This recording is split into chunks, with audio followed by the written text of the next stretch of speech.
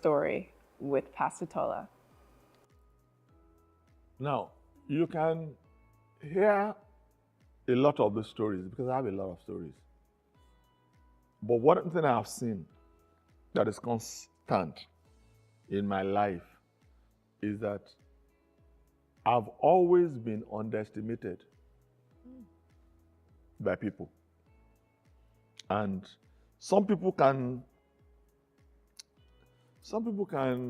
take offense at it and fight, but I don't take offense. Because once you underestimate me, you have just dug your grave. And I know. So I'm just going to be looking at you. Because we're about to spread some dirt on that grave. Always be underestimated. Either in growing up, underestimated. In professional exams and everything, underestimated. In ministry, underestimated or most underestimated. All the people that were doing pulpit ministries at that time, and I was doing a cleaning of the bathrooms and the toilets and everything. They talk to me today asking me for ideas in ministry. Because nobody saw this. To make matters worse, I didn't see this. But I just knew God was going to be up to something. One of the greatest challenges that I've had in the course of all this, was when I started having some health challenges, and again, I began to see the hand of God moving. Excuse me. I believe I had an infection, and I went to the doctor, and the doctor gave me some medication, antibiotics, and I used it. But the infection was still there. So the doctor said to me, oh, maybe you need to do a test. And we did some tests, and the doctor said, oh, what I'm seeing, I think it's more than infection. I think you need to do a biopsy. Now, my wife's 50th birthday, the following morning at 6 a.m., I was in the hospital doing biopsy. 50th birthday. We had a party here, we had everything. Even people that came out of town to do the party, they were still around, and I was already in the hospital doing biopsy. And when they finished the biopsy, came back, they said, oh, you have cancer. I said, wow. I said, okay. They said, but we can do this, we can do this. They gave me a lot of options and all that. I said, can I take time away first? So I took time off. I believe I went to New York. I was in a hotel. I can't remember if my wife was there or not, but I think she was. And I just wanted to talk to God. So I spoke to God, and God said that this is not what will kill you. That you're going to get over this. So I said, okay, no problem. When I told my children that I had cancer, they were crying. So I said to them, I've already spoken to God. God said that He has this covered. Now, it's interesting because when you talk by faith, based on what you know, if you are not there yet, you start looking at things and say, okay, maybe there's something going on with this man. What's he talking about? You say you have cancer, you say God told you. But I knew who had spoken. So went for the surgery, did everything, went well. 9 years later, it came back. Cancer came back, second time. So I said, okay, God, what's happening? I said, the story has not changed. I said, okay. But that period was one of the most challenging periods of my life, in terms of my health. Because I realized I had to go through radiology, or what do they call that thing? Yeah, and I asked the doctor, how will I feel when I finish each one?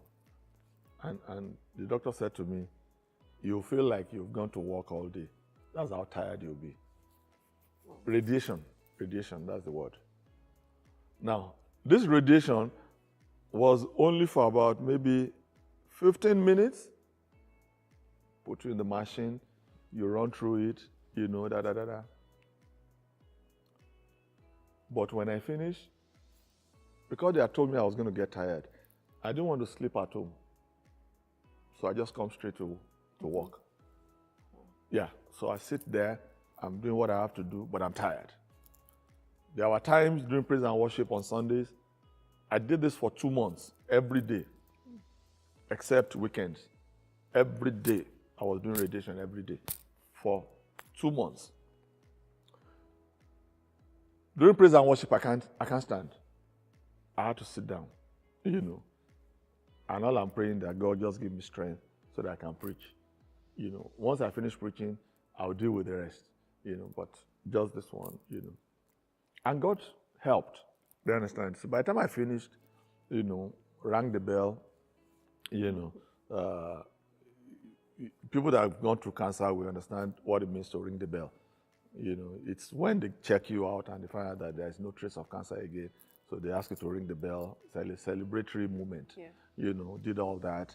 And then I think it was one of the days that I did the recording to share the testimony that the church knew what I was going through. There were people literally, I was humbled, crying that day in the church.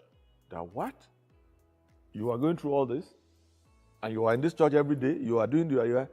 In fact, I had people come up to me, people that I had to mediate either in their issues or one.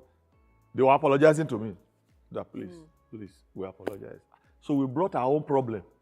When you are dealing with this, I said, hey, life happens, you still have to do what you have to do, and all that. But I thank God today, I'm well, I'm okay, and for those who are watching me, I'm well, I'm okay.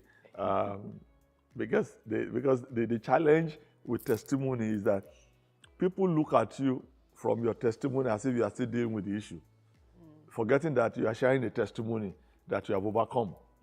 Do you understand?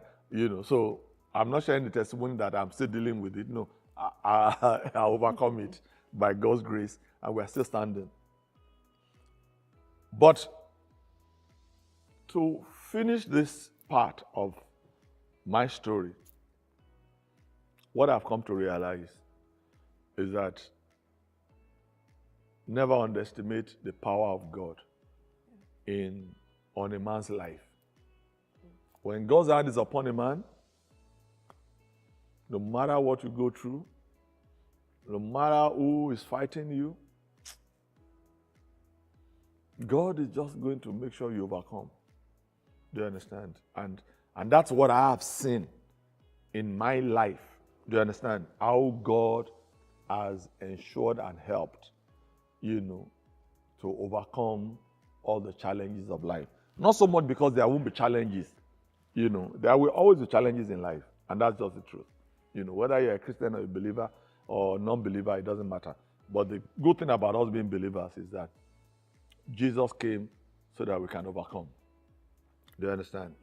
So I want you to be rested and to be assured that no matter what you are going through, today, you will surely overcome.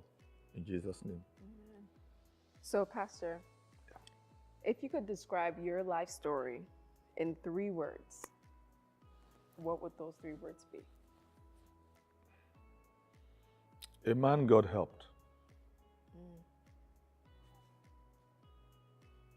A man God helped. Yeah. I can't take God away from my story. I can never and I will never take or gloat in any achievement outside of God. I'm telling you the truth. We could never have been here if not for God helping. And that's it. And that's it. I've seen things happen in my life that I look back and say, this could only be God now. This could only be God, a man God helped. Do you understand? And I want people to know that if you allow God to help you, you yourself will be shocked. I mean, you will be shocked how far it will take you. Okay. Thank you so much for joining us with Insights with PT. Make sure to tune in every Friday at 2 p.m. for more episodes on This Is My Story by Pastor Tola. Thank you.